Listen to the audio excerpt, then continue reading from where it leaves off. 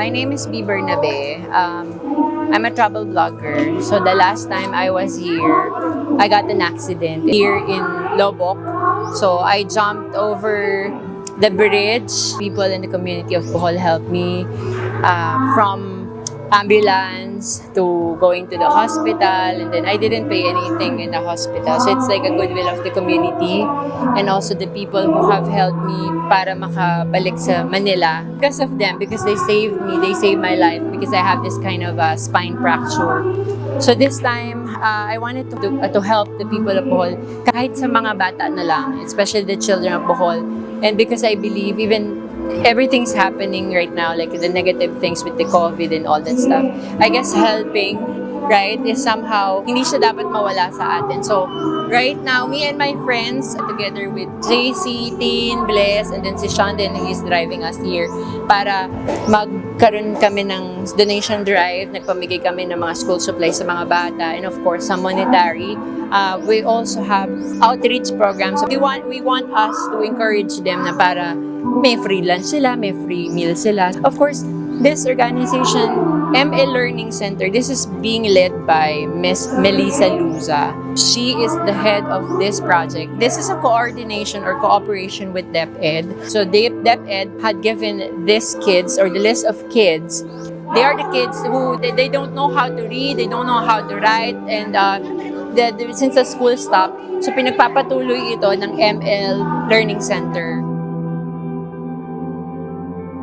My name is Melinda Luza, and I am the CEO and founder of ML Tutorial Center here in Tagbilaran City, Bohol. ML Tutorial Center has initiative to help the community, especially this time of pandemic. ML Tutorial Center has the passion to help to other children, especially those who cannot read. Because as an educator for 15 years, my heart is really for them, because I know that education is for all, not only for the rich kids, to the rich people, but also for the poorer one. So when I wrote this proposal to some of our school here in our province, here especially here in Bohol, they're very happy that ML Tutorial Center has this kind of outreach program wherein we could also help through volunteerism, that we could also help the kids to develop their skills in reading, writing, and arithmetic.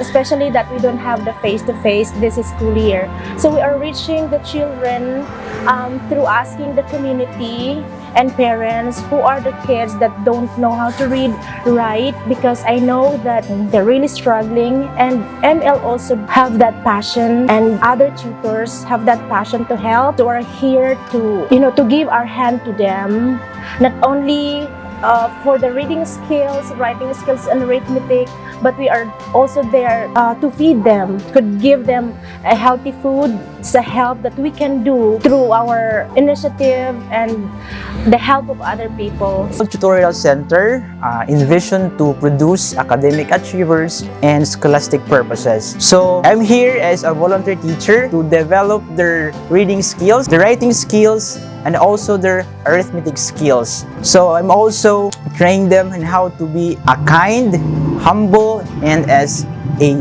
disciplined individual. This is also for the future of Bohol, not just in Bohol, but in our country.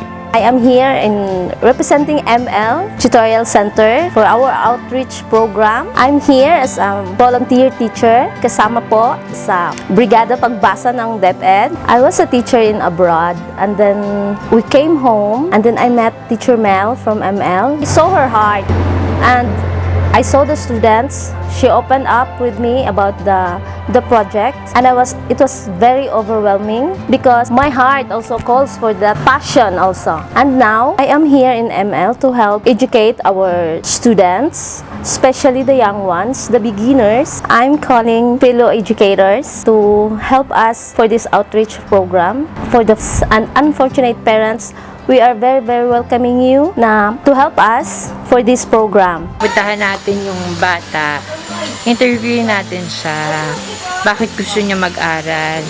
Nga naman ganahan ka mo eskwela dong? No. Malingaw. Oh, malingaw. Nalingaw ka sa eskwelahan? O nga naman ka nalingaw ato. Unsa man ang gihimo nato sa eskwelahan? Nag? Ay. Ha? Nag-school. Nag-school. Unsa man atong gihimo sa school dong? Nagunsa man ta? Nagsuwat. Unsa ta? Magbasa. Unsa ta? Ihap. Ako si Maria Cordua. Ang ganahan ko sa ML, gusto ko nga na sila duga nga mahibalaan sa ako ang bata. Isan og wa siya masali og tawag ni ma'am. Ako ni president aning presenter ni ma'am nga ako kay kanang murag minus pagod siya og kuan ma'am kanang makabasag yun ba. Nya gusto nako nga hibaw jud siya og basa na siya mahibalaan pag dugang. Labi na karon kay COVID o lahir ra pud aning bahay atupod sa kuan siya mahibaw-an po. Okay, ug ani pud sabay kay una-una duwa ra man pud niya ma'am. Nya samantalang ug ato sa eskwelahan mapokus man jud niya og unsa iyang mahibaw-an. Manang gusto nako nga kipa-tutor nako aron kay napos siya mahibaw-an po. Siya ka nakagawas siya. O nakita niya itong mga dati niya mga classmate. O kasagaran mong gud ato mga classmate mong gud niya sugod sa kinder hangtod na grade 1. Aw prep pa di ay tong na face to face. Ngayon lang ko tabang sa mga gustong tabang nga ang amo ang mga bata para maedukar aron na pud sila mahibaw-an.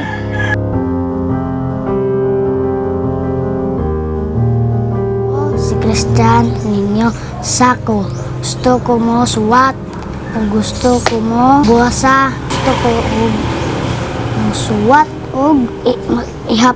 Ako po si Benji Sako. Nanay po ako ni Christian ninyo. Sobrang nagpapasalamat po ako.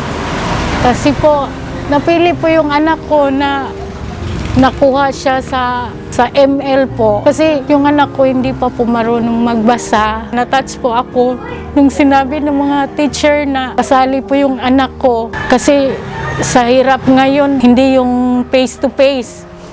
Talaga ngayon, hindi matututo yung mga bata. Alam mo, pag bata, pag hindi talaga teacher, parang baliwala ka lang, di ba? Parang ganun talaga, baliwala ka lang. Kaya ako talaga, sobrang pasalamat ko kay ma'am sa ML po. Mabuti na yung pag may ML, parang excited siya. Kasi bibigyan ka ng mga gamit, school supplies, ganun. Tapos may pagkain doon, may snack. O sige ma, sasama ako. O di excited, di ba? Parang nai-enganyo din ako. Gusto ko yung ma-expand pa yung hindi lang yung anak ko. Kasi ako bilang isang ina, natuwa talaga ako sa programa ng ML.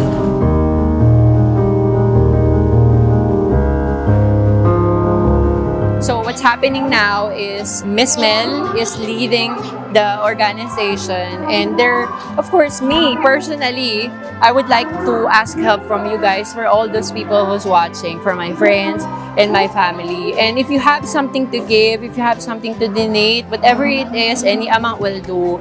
This is a big help for them. The organization is planning to extend its journey or project, 10-month project for most of the children here in Bohol. So para hindi naman sila nahuhuli sa edukasyon. And I believe education is very, very important. And we don't want it to take that away from the children. So right now, I am supporting this project from Bohol. And I would like to lead the path to ask for any help, any donation that you can give. Again, maraming salamat. Daghang salamat. And thank you so much for all those people who wanted to help, or any amount will do. Sa gustong tumulong po, maraming salamat. Katulad na mahirap lang po kami. Walang kakayahan na magbayad ng ganun kalaki sa panahon na ito na pandemic. Sana po na matulungan nila kami. At hindi lang po kami, meron pa pong iba. Hindi lang yung anak ko. Marami pa po, dadami pa po sila.